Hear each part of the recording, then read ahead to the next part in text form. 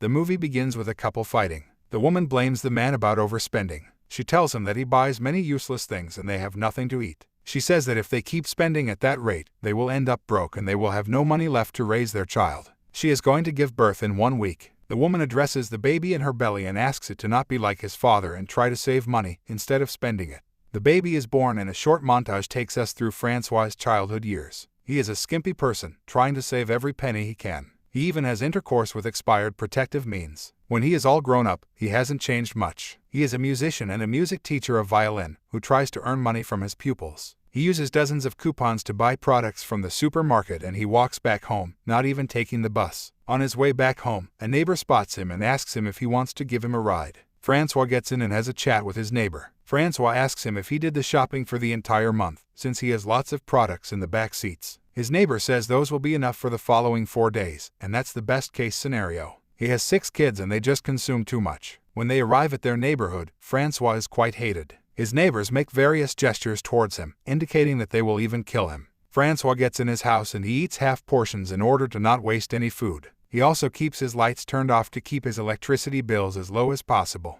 The next day at work, a new musician approaches him, Valerie, and tells him he is a good violinist. She asks for his help because he has never been a member of an orchestra before. Francois helps her out and they play a piece together. When they finish practice, Valerie asks him if he wants to grab a drink with her sometime. Right next, Francois is laying on a couch and a man is sitting on a chair behind him. Francois tells him about Valerie and the man tells him to invite her in a restaurant. She seems like a nice woman for him. The situation makes it seem like this man is his therapist, but he is actually a bank clerk. Francois asks him how much money he has into his account and the clerk tells him it's around 250,000 euros. Francois says he must save some more and withdraws 50 euros. Francois visits his pupils' parents, who own a restaurant and owe him money. He tells them that they will treat him and his friend a meal if they come in some night, to counterbalance the money they owe him for their son's lessons. Francois, Valerie and the other musicians are having a live performance that night. When the performance is done, a young girl, Laura, approaches Francois and asks for his autograph.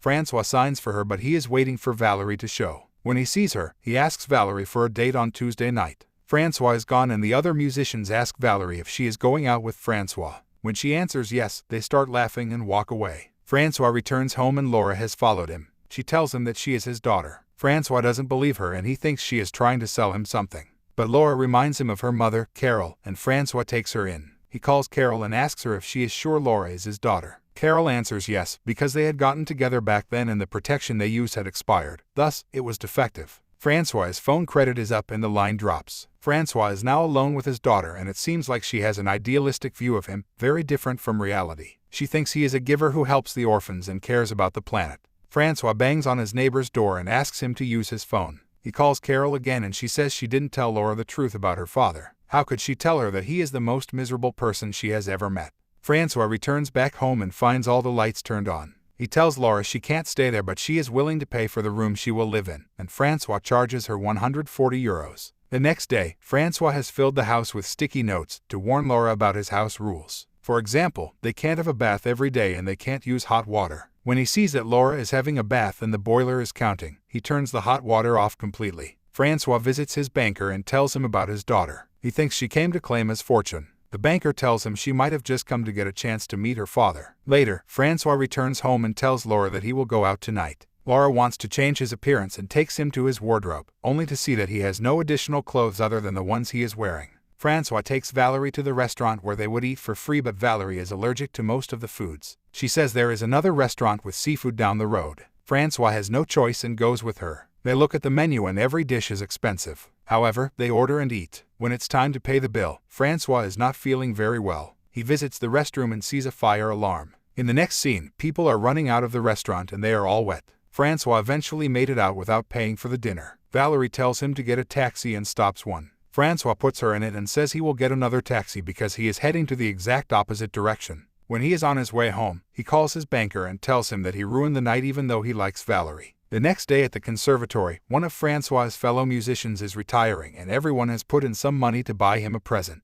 He walks near Francois and thanks him for being friends almost 20 years. But one of the other musicians says that Francois didn't participate into buying his gift. Francois says that he wanted to give his friend a personal gift and gives him a book which was previously given to him by his pupil. The retired musician opens the book and reads a dedication which is actually written for Francois by his pupil's parents. Everybody understands that Francois tried to trick them and he is publicly humiliated. Later that night, the whole neighborhood has called for a meeting and they forcibly burst into Francois's house, since he has never attended any meetings. They tell him he needs to pay around 3,000 euros for maintenance work around the neighborhood. Francois leaves the living room and tries to figure out a way to declare himself bankrupt. But in the meantime, Laura talks about her own version of reality. She tells everybody that they should be ashamed for forcing Francois to pay, while he saves money to help orphan kids in Mexico. All of the neighbors change their minds about Francois and tell him to keep his money. He can repay them when he has that amount available. The next day, Laura tells him that they even want to support his cause. One of the neighbors will even give their car to Francois to drive to work. The next day, Francois's band has another live performance to attend to.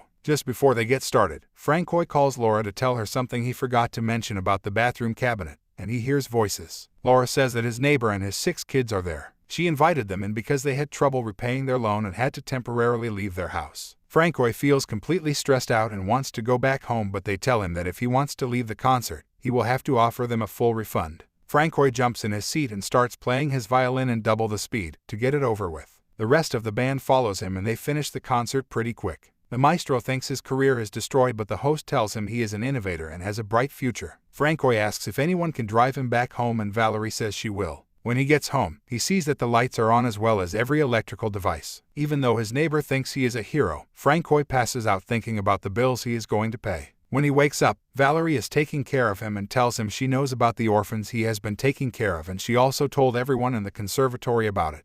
They speak ill of him, but they didn't know the truth. She says that an Ngo has invited her to a performance and she needs someone to play with her as a duet. She says everything is going to be paid for and he can also take Laura along to listen to him playing. Francois and Laura get to the event and they find Valerie giving a speech. In a few moments, she joins their table and tells Francois that she needs his help to make the people donate money. Francois is hesitant but gets on the podium. He says he is not a perfect person, therefore he can't be teaching them moral lessons. However, he sympathizes with all the people that would like to help others but they can't. He continues by saying that everyone can change and he takes his checkings block out to write a check. The crowd cheers for him to issue a check of 3,000 euros and he writes the amount. Right after that, he goes to the restroom and tears the check apart into little pieces. Laura walks in to congratulate him and, when Francois leaves, she finds the torn pieces of that check. Francois and Valerie perform well together and after the event they kiss for the first time. On their way back, Francois is happy and tells Laura that this might actually work between him and Valerie. But Laura has changed and she is disappointed. When they get home, she says she has to go to work because she needs to pay the rent for her room. Francois accidentally finds a drawing that Laura has kept from her childhood years and realizes that he has been a hero in her mind. But he also finds a text message on her phone, telling her mother that he is not going to give away anything and they have to steal it from him. Francois confronts them about it and realizes that Laura has been living with one kidney and she needs a kidney transplant. The following days, Francois tries to befriend his daughter again, but she tells him that her father has died along with her childhood years. Francois is a completely different person than the father she had imagined. Francois walks out and Carol tells Laura that he took the test and he is a compatible donor. He also agreed to give her his kidney. Laura runs after him and their relationship is restored. The operation happens and everything goes well. Francois continues playing on live performances alongside Valerie and their relationship has been established. The film ends by showing us that Francois has become a real donor for the orphans in Mexico, although he still tries to save some pennies every here and there. The end. Thanks for watching. Bye.